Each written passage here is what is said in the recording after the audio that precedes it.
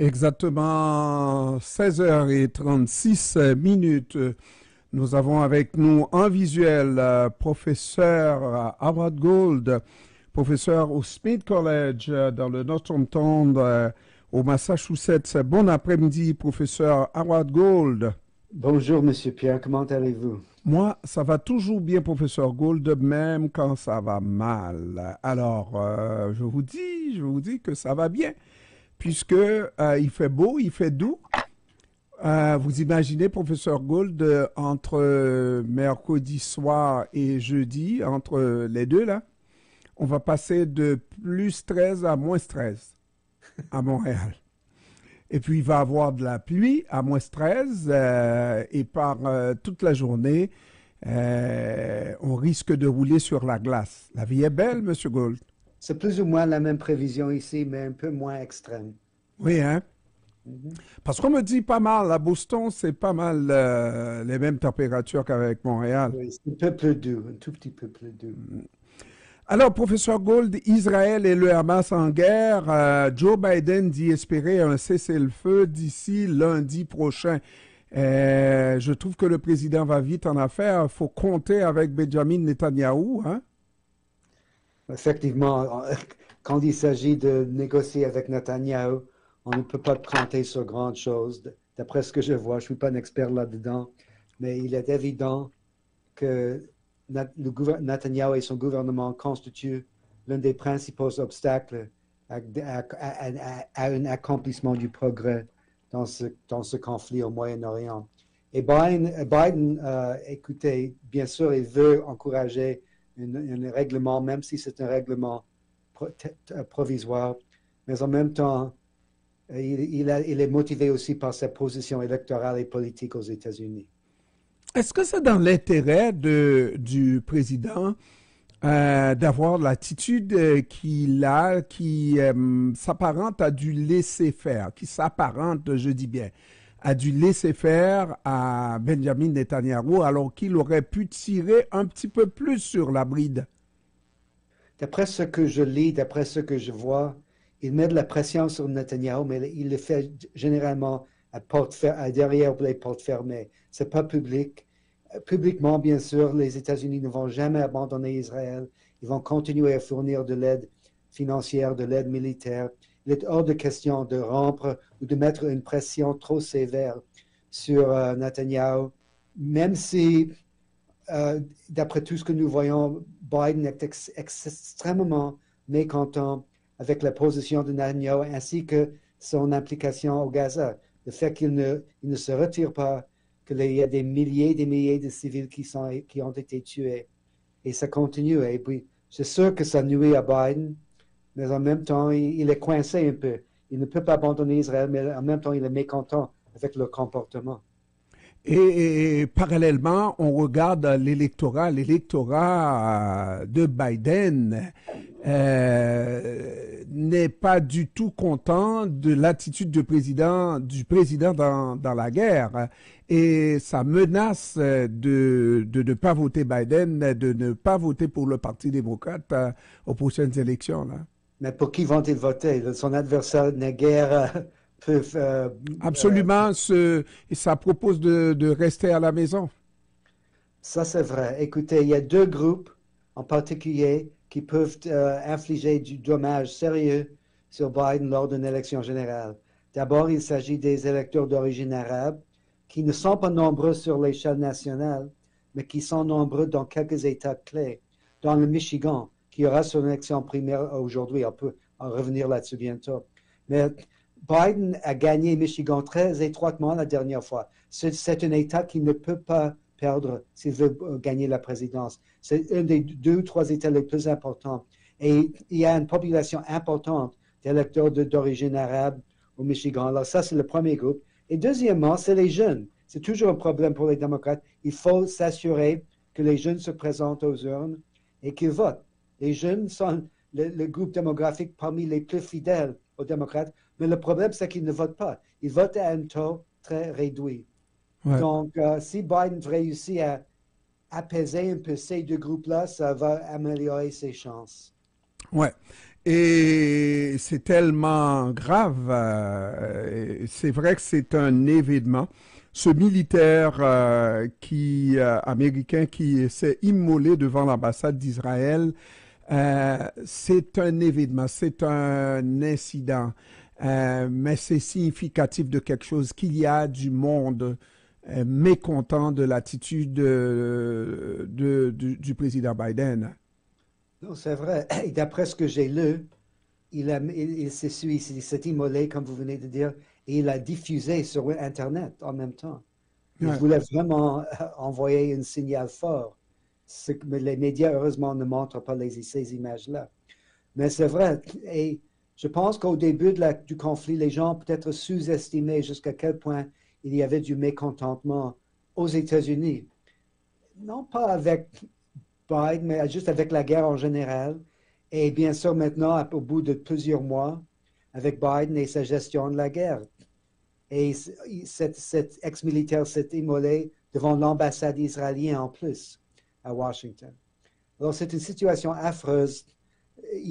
Ce n'est pas un enjeu gagnant pour Biden, ça c'est sûr.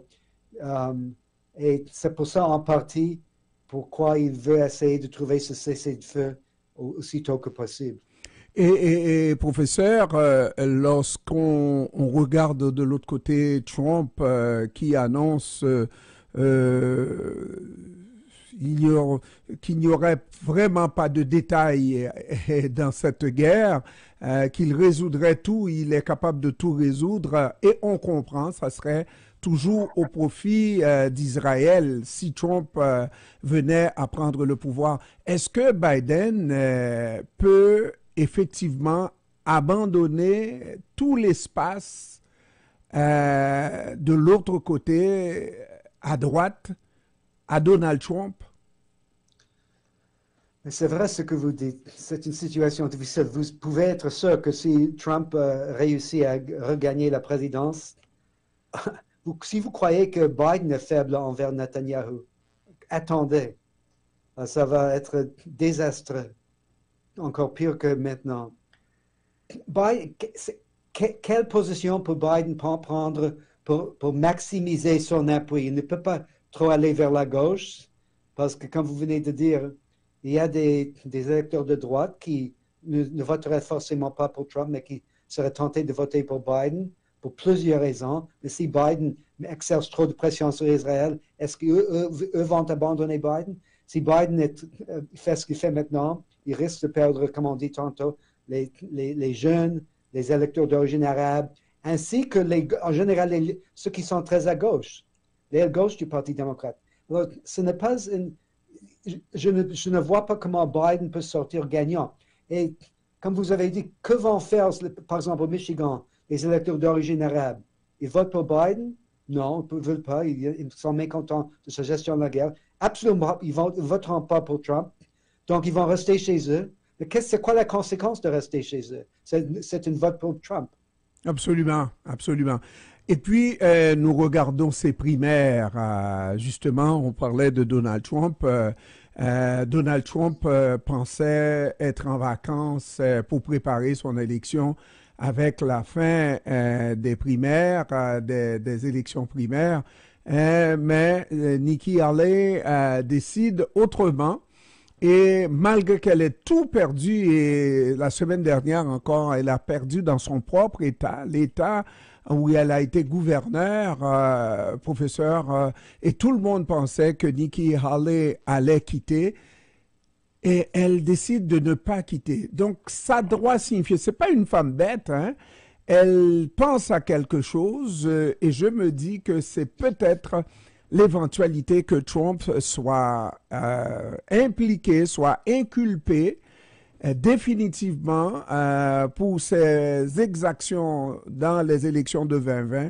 Et à ce moment-là, elle serait la seule héritière encore présente en course. C'est ça le calcul de Nikki Haley. Vous posez une très bonne question et vous donnez une meilleure réponse vous-même.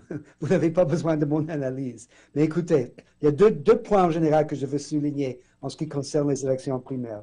Un, c'est vrai que Trump a gagné de façon convaincante dans la Caroline du Sud, l'État où Nikki Haley a été gouverneur. Mais ce que les médias euh, il ne porte pas assez attention à un détail de cette victoire. C'est que Nikki Haley a gagné 40% des voix au sein du Parti républicain. Au Canada, quand vous avez un vote de confiance pour un chef, s'il réussit à gagner 60% des voix, c'est un échec total. Absolument. En Caroline du Sud, Haley a gagné 40% du voix.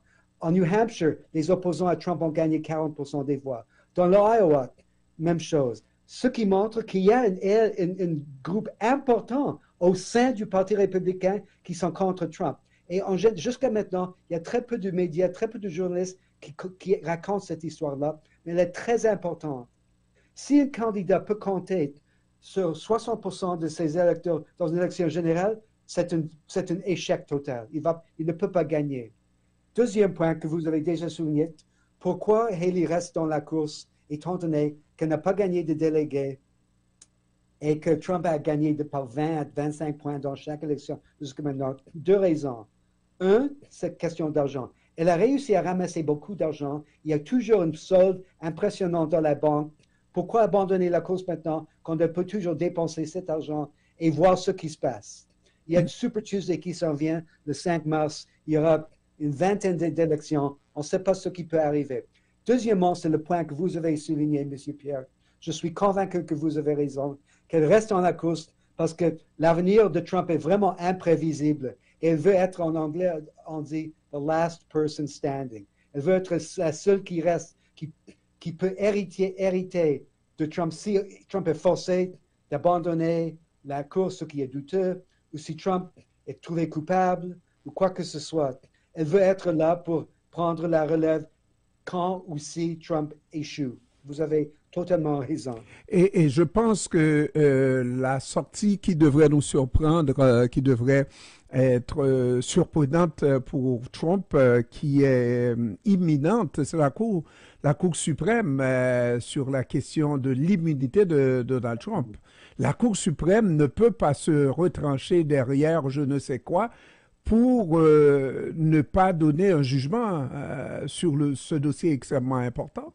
Non, les gens commencent à se poser des questions. Pourquoi ça prend si longtemps pour la Cour suprême trancher? Il y a plusieurs opinions. Il est tout à fait possible qu'ils essaient de trouver l'unanimité là-dessus. Et chacun écrit sa décision, ce qui peut prendre plusieurs semaines. Moi, comme je vous ai déjà dit auparavant, je serais étonné si on donne une immunité générale à Trump. Mais ça va être un échec pour lui. Les procès vont commencer à avoir lieu. Et là, il risque de tomber dans les sondages. Surtout, c'est de trouver coupable, même une seule fois. Trouver coupable une seule fois, ça risque vraiment de nuire à sa campagne. Il y a une autre chose qui me vient à l'esprit, qui est très important, un enjeu de plus en plus important dans cette élection, c'est la question de l'avortement. Ça revient dans les manchettes. Il y avait cette décision dans l'Alabama. C'est un désastre pour les républicains. Et Trump comprend, il essaie de s'éloigner un peu de la position de son parti.